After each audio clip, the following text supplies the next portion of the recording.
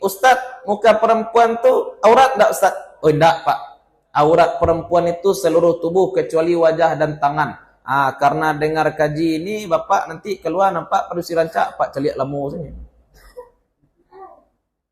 Ya, itu padusi ko merasa rusuh hanya Pak celik. Kok Pak celik-celik ambawa ke Pak? Kan enggak aurat deh. Enggak bisa seperti itu. Orang kadang-kadang sekarang kurang ajar. Kurang ajarnya kenapa? Baca buku fikih, baca buku tuntunan sholat lengkap, tidak mencantumkan dalil. Apa katanya? Ini buku tidak berdalil. Tidak mencantumkan dalil beda dengan tidak berdalil. Dalilnya ada, tapi kalau ditulis di buku jadinya satabaku lah jadinya. Kalau ada ulama yang mewajibkan cadar, itu tidak pakai dalil Quran, tidak pakai dalil hadis. Dalil apa namanya tuh? Saddu zari'ah. Assalamualaikum warahmatullahi wabarakatuh.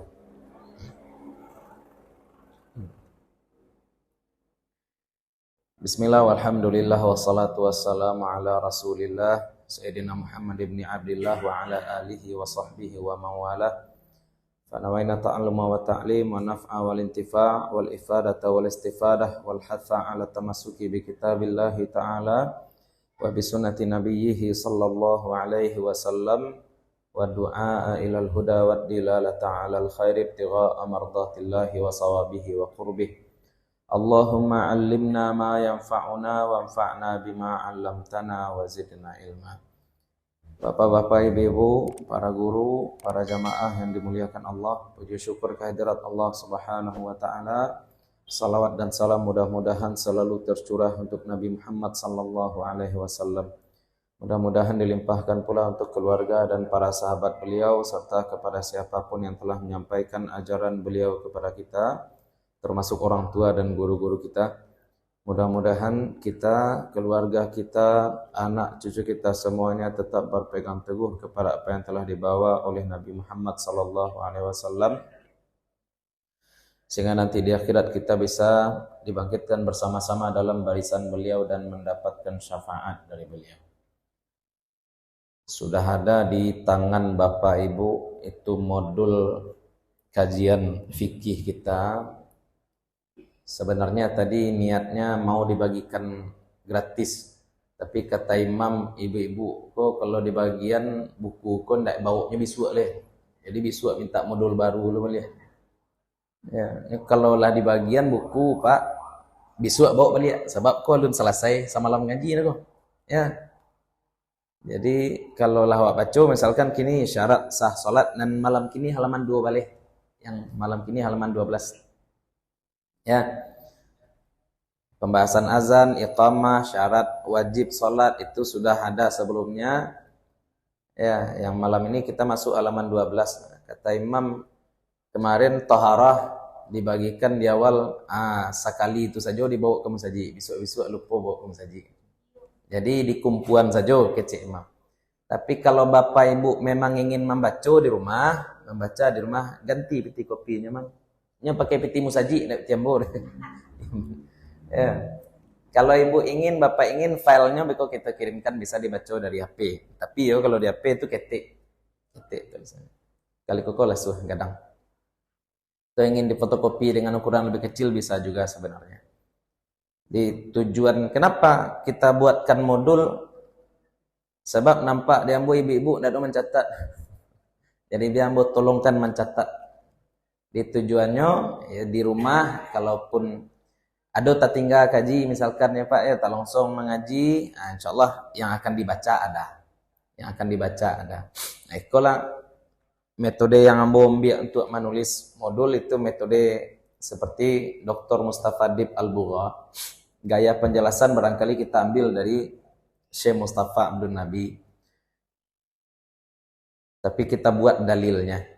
Kitab-kitab fikih yang selama ini kita pakai itu Bapak-bapak Ibu sebenarnya ada dalilnya itu. Contoh tuntunan salat lengkap. Contohnya buku tuntunan salat lengkap yang Bapak Ibu baca atau anak Bapak Ibu baca untuk belajar salat, belajar wudu itu ada dalil. Tapi kalau akan dibuatkan dalil untuk semua masalah di buku itu jadi satabah kok jadinya. Sedangkan tuntunan salat lengkap bukunya sebesar apa? Ketik bisa deh bawa yang ketik masuk saku ada pula. Orang kadang-kadang sekarang kurang ajar. Kurang ajarnya kenapa? Baca buku fikih, baca buku tuntunan sholat lengkap, ndak mencantumkan dalil. Apa katanya? Ini buku ndak berdalil. Tidak mencantumkan dalil beda dengan tidak berdalil. Dalilnya ada, tapi kalau ditulis di buku jadinya satabakulah jadinya. Ini juga Bapak Ibu ndak mencakup wudu, mandi, taharah, ndak masuk di sini. Beralamannya kan? 70. Ndak masuk pembahasan bersuci, sudah 70 halaman, tambah bersuci, lebih 100 rasanya. Ya. Jadi kita baca buku, kemudian buku itu tidak mencantumkan dalil, jangan lisan kita ringan-ringan saja bilang, ini buku ndak berdalil, ini buku ndak sesuai Quran Sunnah. Bukan buku itu yang ndak sesuai Quran Sunnah. Kitanya aja yang kurang wawasan. Dalilnya ada. Nah, sekarang contoh ya, syarat wajib salat. Kemarin kita katakan Islam balik berakal. Di sini kita tulis juga Islam balik berakal, tapi kita buatkan juga dalil. Apa tujuannya? Tujuan bukan untuk menandingi, tapi menguatkan bahwa apa yang barangkali sudah Bapak Ibu kaji dulu di MDA, apa yang Bapak Ibu kaji dulu di madrasah, itu sebenarnya berdalil. Cuma guru tidak menyampaikan dalilnya. Kenapa tidak disampaikan dalil? Ya awam ini kalau disampaikan dalil sekali besok lalu lupa jo dalil. Tapi yang ingat apa? Hukum. Hukumnya ingat. Disampaikan dalil-dalilnya lupa, hukumnya ingat. Maka sampaikan saja hukum langsung. Karena kalaupun disampaikan dalil, lupa pula. Yang diperlukan oleh Bapak Ibu ini sebenarnya apa? Hukum yang bisa dipakai atau dalilnya? Nah, yang kita butuhkan itu apa sebenarnya Pak? Hukum yang akan kita amalkan atau dalil? Hukum yang akan diamalkan. Karena tujuan kita belajar sekarang untuk apa? Untuk beramal. Yang tahu dalil siapa? Yang tahu dalil itu ulama. Ustadz harus tahu dalil. Tapi kalau awam tahu hukum amal sehingga dia bisa beramal. Itu beda orang. Itu beda orang. Sama dengan dokter dan kita orang awam. Yang kita butuhkan obat, bukan cara buat obat. Cara buat obat itu kerja ahlinya. Siapa ahlinya? Dokter, apoteker. Kerja kita apa? Minta obat. Ya, kita bawa mobil ke bengkel, yang memperbaiki siapa? Ya kerja montirnya. Tugas kita apa? Tugas kita bayar, dah selesai. Banyak lo tanya, ana rusak Pak. Lama gua awak businya ndak berapi dua, businya sampai awal barasuk lo kepala dengan. Ya, le ngerti Pak. Ndak, tapi lah bisa bawa jalannya. Allah Pak, bawa lah pulang le. Kan model itulah kiranya. Ya, profesionalitas itu satu bidang dengan bidang lain. Anak ibu yang laki-laki pergi ke dapur abu manggil yang ladu hijau kok bagi asap buliah ndak hitamnya.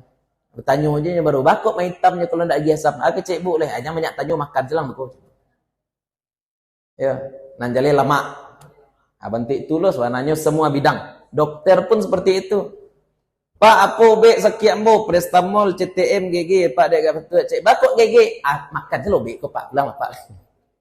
Kalau ingin tahu apa alasannya mendaftar Pak di Unan. Ya.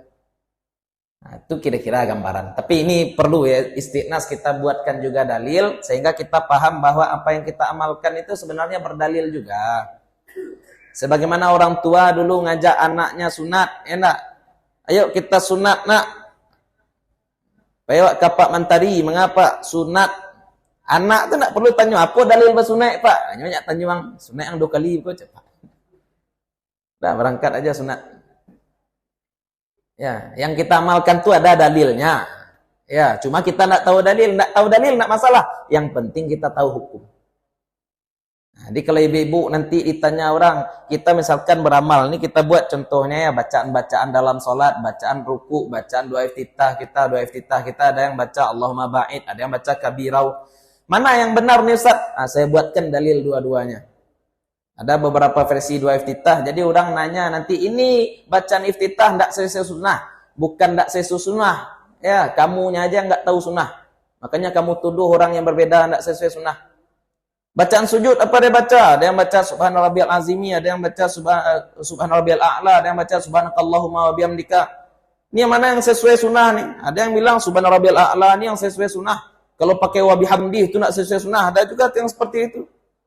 Bukan bacaan ini yang tidak sesuai sunnah. Kamu yang tidak tahu sunnah, kamu tuduh pula orang tidak sesuai sunnah.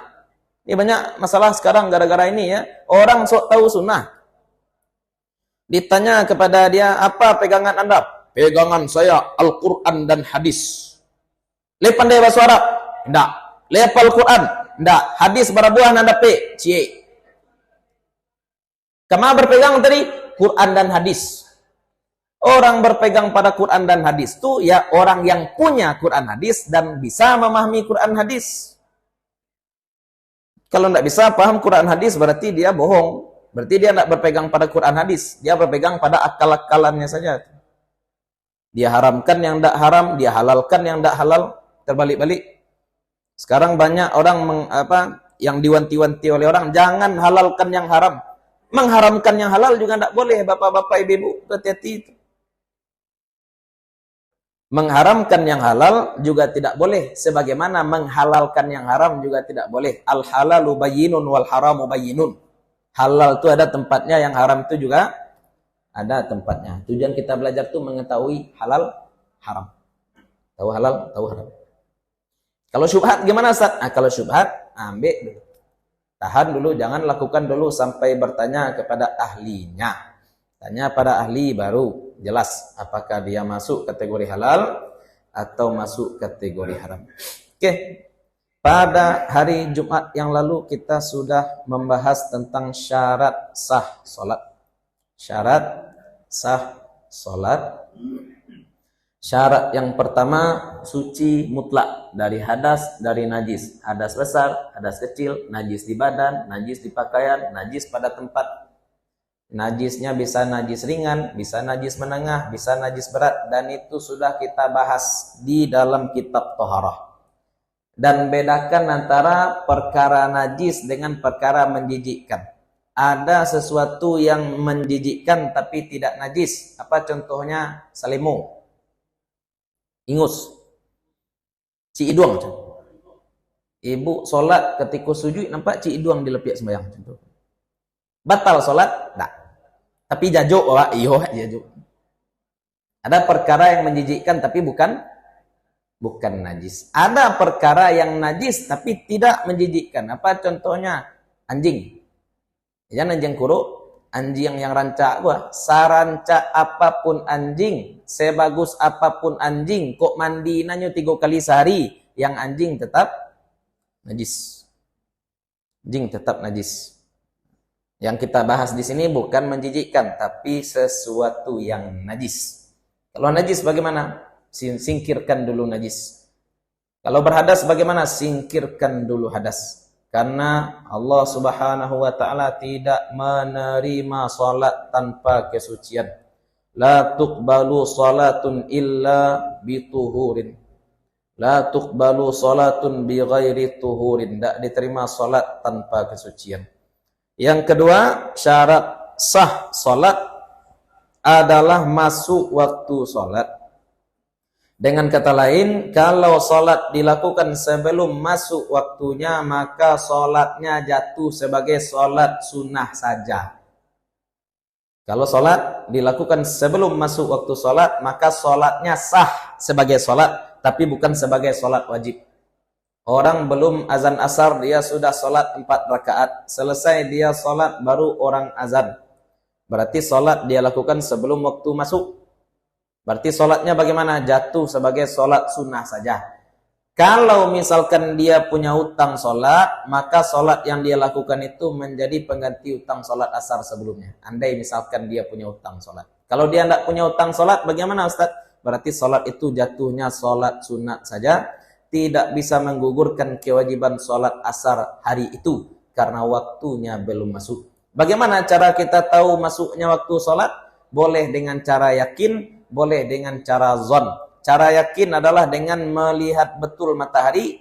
Cara zon adalah yang pertama bisa dengan taklid kepada muazin.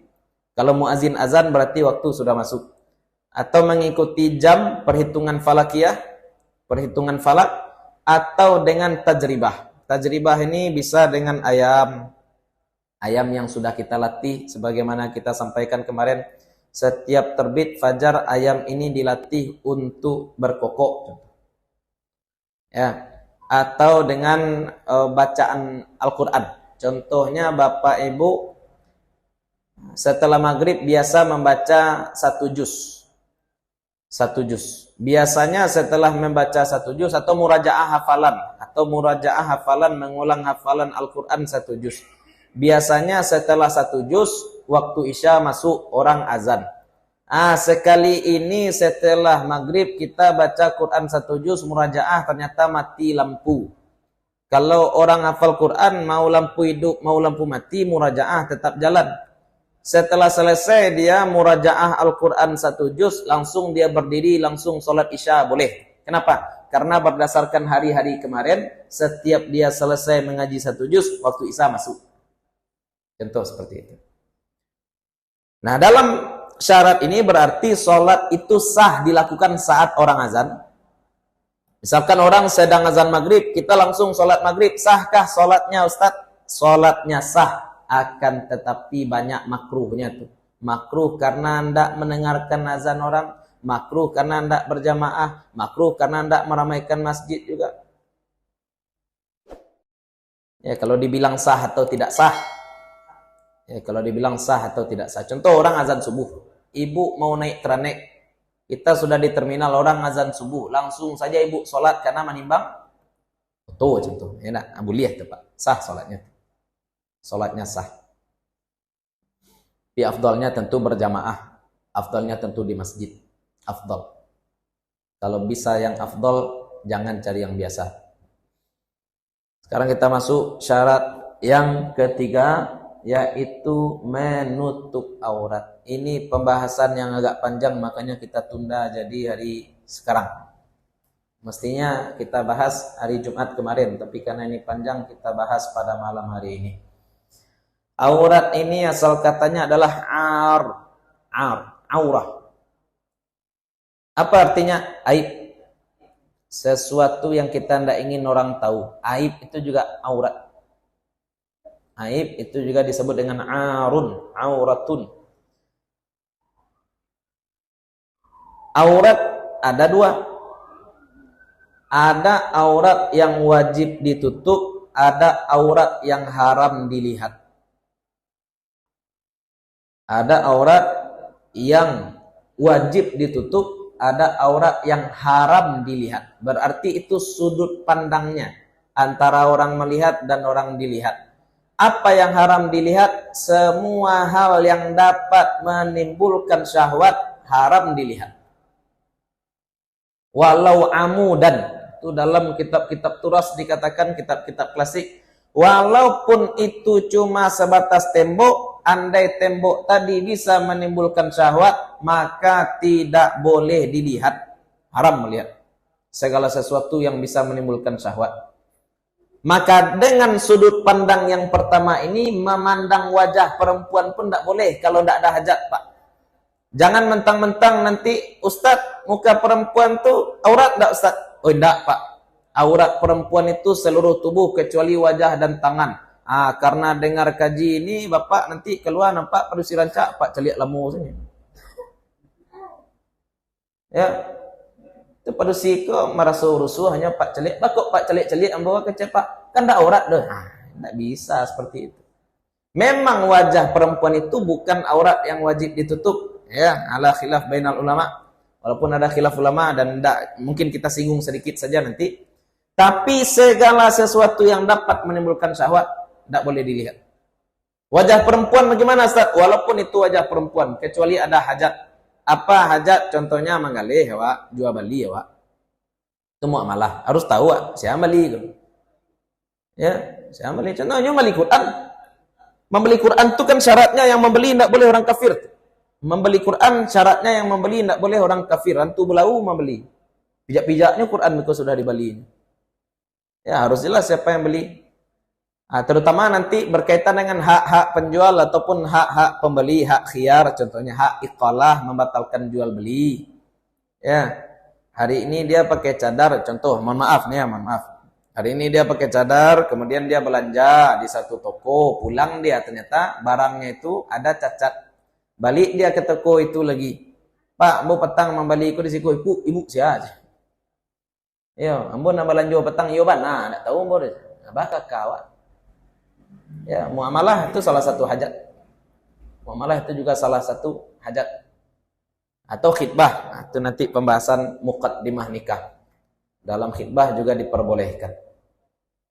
Dalam syahadah juga persaksian. Perempuan datang ke pengadilan tapi cukup perlihatkan saja wajah di awal. Kau siapa kau? Ini istri. Yo bana bini angku. Coba buka muka sebentar. Kecakin buka ni mukanya. Oh iya, tutup balik. Lanjutkan persaksian. Ya. Itu contoh kasus melihat. Nah, sebaiknya bagaimana Ustaz perempuan nih? Kalau bisa nutup wajah bagus. Tapi kalau nutup wajah karena berkeyakinan, beda ya Pak ya. Ada perempuan yang menutup wajahnya agar orang tidak kena fitnah. Mungkin dia cantik, enak tutupnya mukanya. Ada orang yang menutup wajah karena menganggap wajah adalah aurat. Kalau dia menganggap wajah perempuan aurat yang wajib ditutup, berarti dia tidak pakai cadar, dia pakai burqa. Burqa itu apa? Nutup semua. Sadonya tutup. Kalau orang yang menganggap wajah perempuan aurat, tapi kalau nampak jo matonyo, dek mato saja nampak bata-bataban belum matonyo, itu gawat. Ya, itu gali ya tu. Wah, beliau celik orang. Dan orang ada orang mede itu tuh.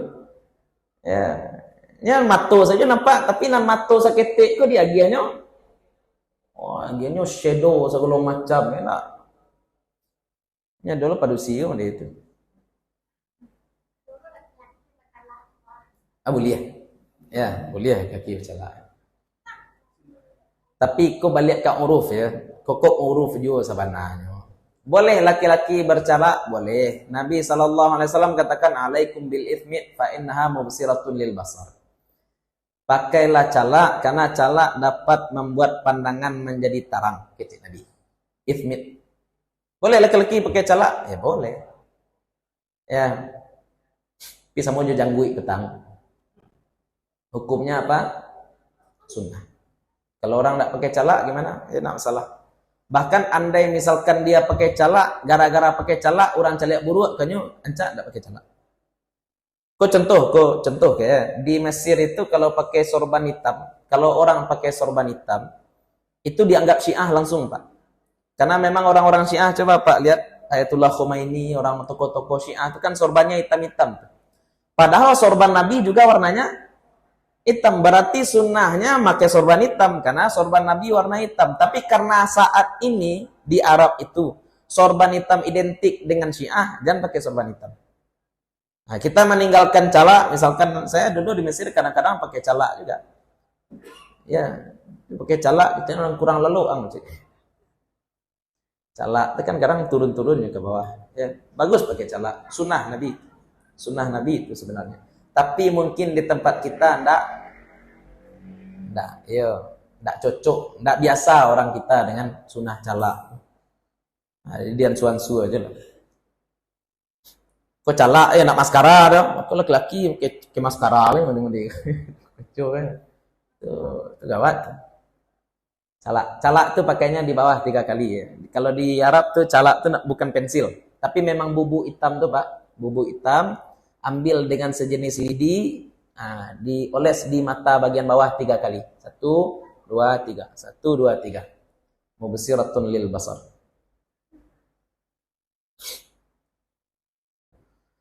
Ya, lanjut. Sekarang aurat yang wajib ditutup. Ini anak kalau sudah balik harus tahu nih, aurat yang wajib ditutup tuh batasnya yang mana?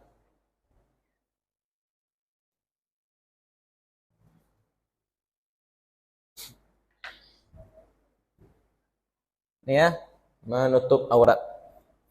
Aurat yang wajib ditutup ada bagi wanita. Kenapa kita mulai dari wanita, Ustaz? Karena wanita ini banyak auratnya. Aurat ketika bersama suami.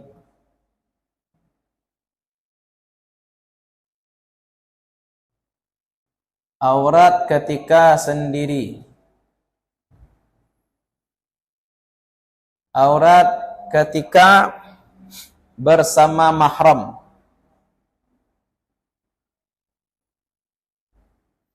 Aurat ketika bersama wanita muslimah.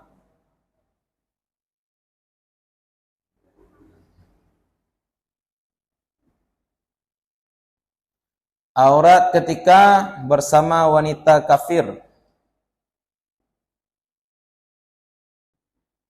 Aurat ketika salat. Cek 2 gompe mo 6. Lebih 7. Aurat ketika di depan laki-laki asing.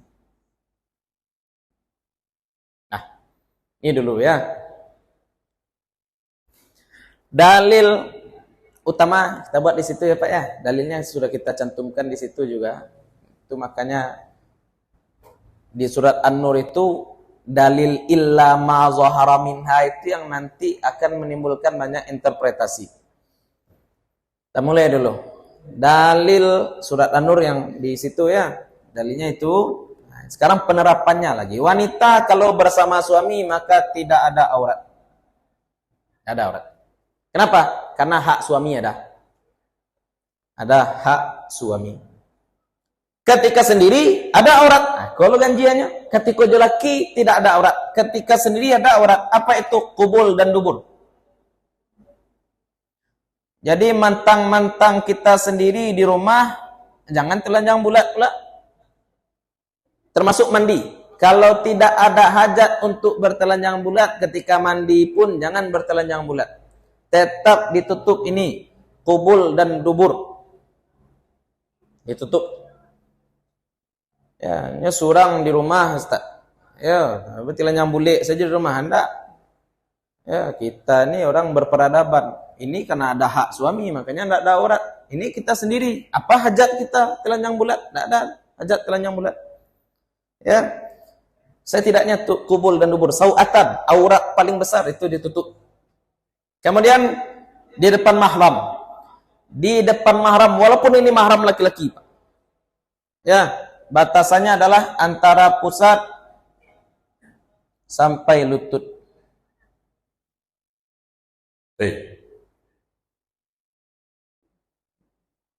Enggak catat. Catat. Antara pusat sampai lutut. Ustaz, kenapa Ustaz? Berarti perempuan di depan mertuanya boleh nampak ada-adanya Ustaz? Bukan itu maksudnya. Kan itu maksudnya. Biasanya perempuan ini tinggal dengan mahram. Boleh jadi perempuan punya anak kita, anaknya menyusu. Enak, perlu mando Ustaz untuk menyusui anak? Enggak perlu mando. Ya, anaknya, suaminya kan itu dalam surat An-Nur ya. Kecuali pada suami mereka, kecuali bapak suami mereka, kecuali bapak mereka, anak-anak suami mereka, anak-anak saudara mereka, anak-anak saudari mereka, itu semuanya mahram. Ya, wala yubdina zinatahunna, tidak boleh menampakkan perhiasan, maksudnya tempat perhiasan, dada itu maksudnya, tidak boleh memperlihatkan kecuali untuk mahram. Itu kalau mau kita ringkas. Kenapa? Nah, alasannya karena itu tadi.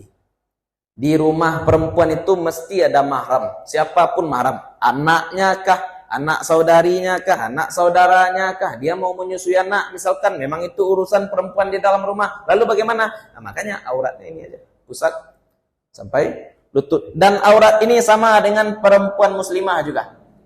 Perempuan muslimah dengan perempuan muslimah lain, contoh ibu pergi beranda mayangi contoh. Sama-sama muslimah dua, kita muslimah, kawan kita muslimah. Mana batasan auratnya? Ini. Dari pusat sampai lutut. Kalau dengan wanita kafir, apa? Ma zahara minha. Bagian tubuh yang biasa tampak saat bekerja. Apa itu? Seluruh tubuh kecuali rambut. Rambut boleh. Perempuan kafir dengan perempuan muslimah, rambut boleh. Rambut, lengan, leher, betis. Apa nih standarnya, Sat? Ma dhahara indal mihnah. Bagian tubuh yang biasa tampak ketika bekerja. Pak kan cuci piring. Aku belian Pak. Ya, Pak ke karajo kan mereka Pak. Berarti belian apa? Itu namanya bagian tubuh yang biasa tampak saat bekerja. Karena itu ma zahara minha, yang biasa tampak saat bekerja. Kemudian aurat ketika sholat seluruh tubuh kecuali wajah dan tangan.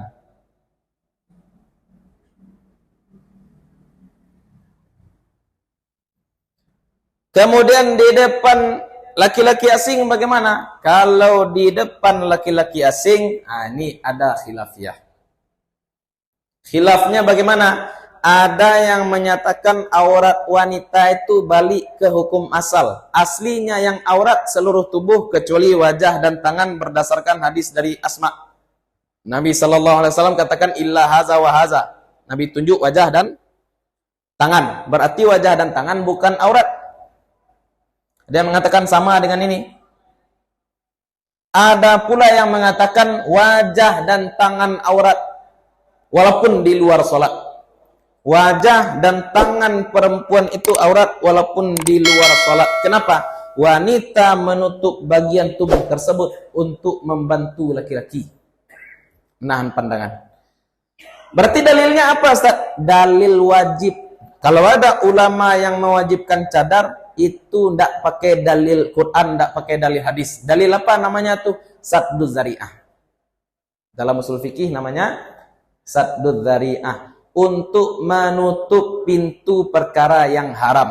Kita katakan tadi wajah perempuan tidak wajib ditutup, tapi haram dilihat. Wajah perempuan memang tidak wajib ditutup, tapi haram dilihat tanpa hajat. Masalahnya sekarang laki-laki kok banyak gali ya, tidak boleh. Apa kata Nabi? An-nazratul ula laka, an-nazratul thaniyah alaika. Melihat pertama itu rezeki kamu, melihat kedua itu azab atas kamu. Kalau celiak sekali lama-lama, kan gali-gali orang. Ya, celiak sekali, celiak panjangnya ya tak. Bakal lama-lama nak celiak. Ya, nan hadis kan celiak pertama untuk kamu. Kan pertama aja baru tu. Itu orang gali ya. Makanya ada ulama yang menyatakan perempuan wajib menutup seluruh tubuh walaupun wajah, walaupun tangan. Kenapa? Sadduz zari'ah, agar tidak terjadi yang haram. Kalau ada orang yang saklek ngaku kembali Quran sunnah, susahnya mencari dalil wajibnya cadar. Kenapa? Nyatanya orang haji, orang umrah, perempuan tidak boleh pakai cadar bahkan. Ya Bu ya, kalau kita tanya hukum asli cadar, perempuan ketika haji, perempuan ketika umrah, perempuan yang berihram justru tidak boleh pakai penutup wajah apapun itu. Pakai masker bahkan juga tidak boleh tuh. Kalau pakai masker juga bagaimana Ustaz? Bayar dam. Sama dengan laki-laki. Laki-laki tidak boleh pakai penutup kepala ketika ihram. Kalau tidak boleh pakai penutup kepala bagaimana Ustaz? Andai kepalanya luka, andai dia memang harus pakai penutup kepala karena dia tidak tahan panas segala macam, boleh pakailah penutup kepala, bayar dam. Itu cara, itu prosedur namanya. Andai cadar itu wajib, pasti lebih wajib lagi saat haji. Itu mafhum. Andai wajib menutup wajah, pasti orang haji disuruh Nabi menutup wajah. Tapi nyatanya orang haji justru dilarang pakai penutup wajah. Itu bukti bahwa ini bukan kewajiban asli. Menutup wajah bagi perempuan itu bukan kewajiban asli, tapi kewajiban yang arid. Kewajiban yang datang berdasarkan kebutuhan. Ya, apa kebutuhan? Kebutuhan menjaga diri dari pandangan-pandangan nakal laki-laki. Ini memang perempuan yang benar-benar menjaga diri ini Bu ya. Yang memang cuma keluar rumah 3 kali saja. Ya, yang keluar cuma 3 kali dulu kata Syekh Fauzi Kunet. Pertama keluar dari perut ibunya. Kedua, keluar dari rumah bapaknya ke rumah suaminya. Ketiga, keluar dari rumah suaminya ke liang kuburnya. Itu aja keluar. Perempuan yang seperti ini baru cocok hadis yang kemarin tuh. Salat perempuan lebih baik di rumah daripada di... Kenapa? Karena dia memang tidak keluar sama sekali. Ini tidak dibawa raun jadi. Bawa beli baju rayo jadi. Tiba diajak kamu saji. Oh, salat di rumah lebih baik.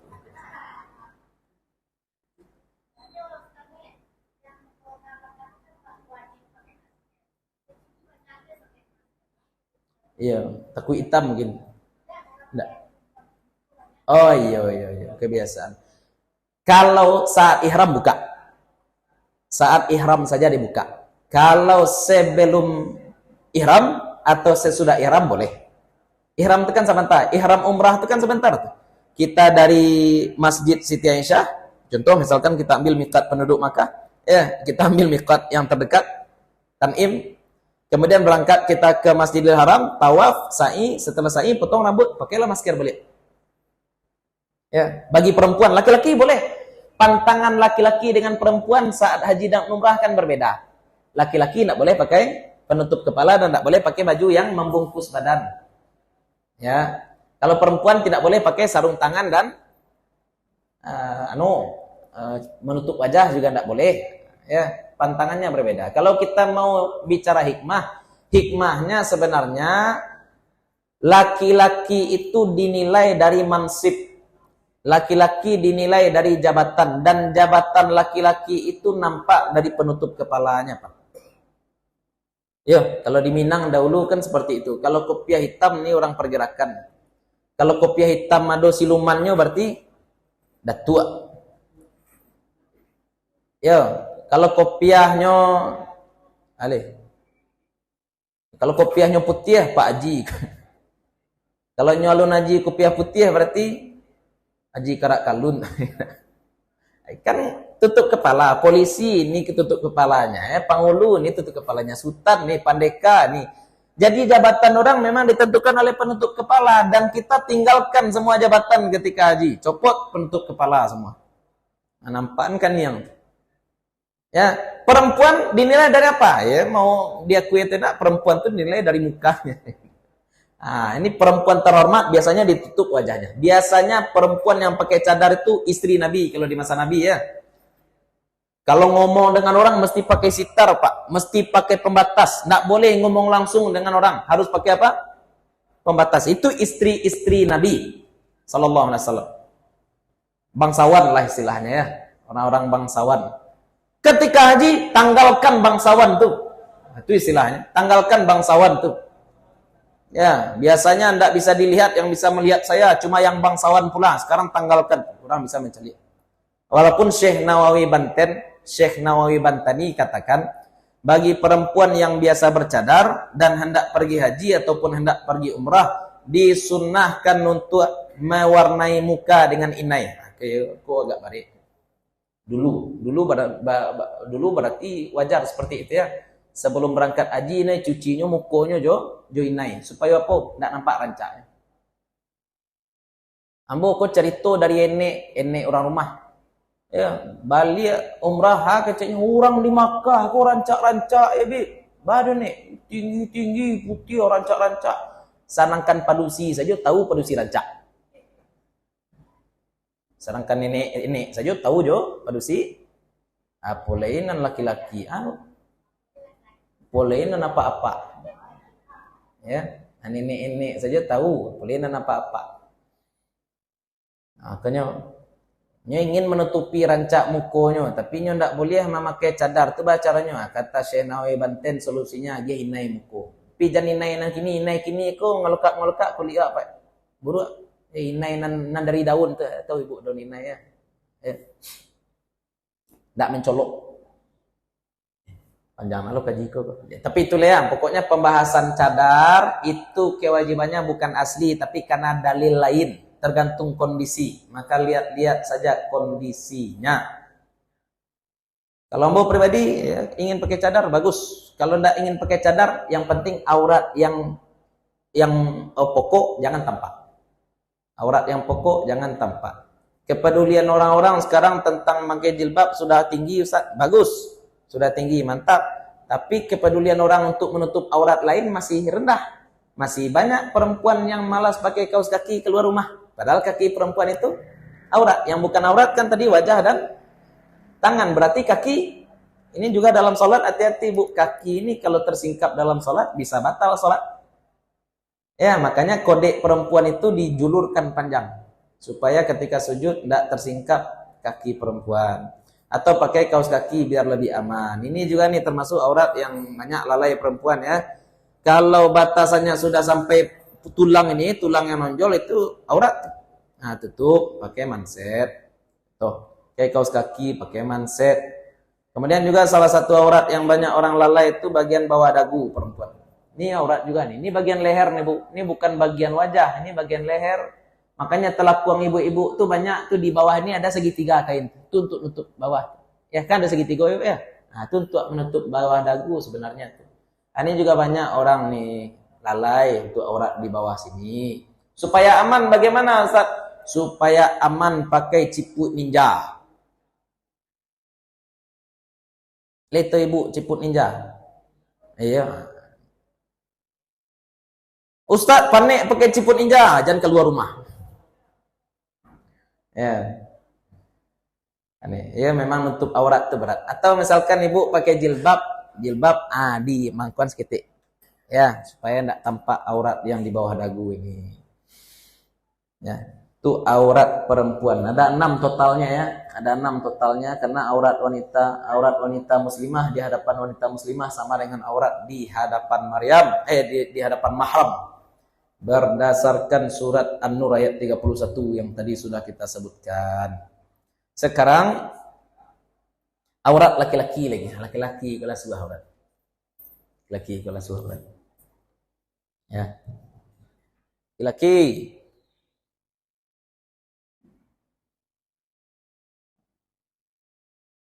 Aurat ketika bersama istri. Tidak ada aurat.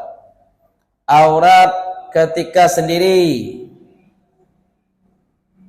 Sama dengan itu, kubul dan dubur. Aurat ketika di depan perempuan mahram, di depan wanita muslimah, di hadapan laki-laki lain, di hadapan di dalam salat ataupun di luar salat, pusat sampai lutut. Ini aurat lain-lain ya. Lain-lain. Ini batasan aurat. Batasan aurat itu adalah batasan fikih. Sedangkan yang akan kita amalkan sehari-hari harus juga mempertimbangkan yang namanya uruf. Uruf. Apa itu uruf? Kebiasaan. Sekarang imam kita Ustaz Saifullah sholat mengimami kita cuma pakai sarawah Hawaii. Dari pusat sampai lutut tertutup. Sah enggak sholat beliau, Pak? Sholat kita yang menjadi makmum? Sah juga. Patut enggak? Ya jangan cucu bolos, Ustaz. Berdasarkan kaji tadi malam, aurat laki-laki cuma dari pusat sampai lutut. Iya, ndak imam saya sadul jamaah mah itu. Ya. Sah salat? Ya sah, tapi ndak patut. Hidup ini jangan saklek ya, hidup ini ndak boleh saklek. Saya biasa kasih contoh seperti itu. Ibu pergi beli salad buah. Ya, beli salad buah sekotak, mohon maaf Pak ya. Ibu beli salad buah. Pas pulang ibu buka salad buah, isinya kok taruang, lado, tomai, rimbang. Balik ibu ke orang jual salad buah balik. Keciangku salad buah aja kok. Kok isinya kok? Kan buah sadanya tuh, buah lado, buah rimbang, buah taruh. Ya, itu benar, memang buah-buahan semua. Tapi dalam bayangan kita isinya apa? Isinya yang manis-manis, buah melon. Bahkan kalau ada yang bukan buah-buahan asal lai manis, wak terima aja mah, wak balik salad buah, kiranya apa isinya? Isinya raga-raga contoh. Atau nata de coco isinya. Itu kan bukan buah. Tapi wak terima. Kenapa? Itu patut. Itu patut. Bukan masalah benar salah di situ. Patut enggak? Ya. Termasuk masalah aurat tadi. Memang batasan aurat laki-laki cuma pusat sampai lutut. Memang perempuan di rumah di hadapan mahramnya enggak harus menutup bagian dadanya. Tapi patut enggak? Itu lagi yang akan kita bahas lagi. Patut atau enggak patut?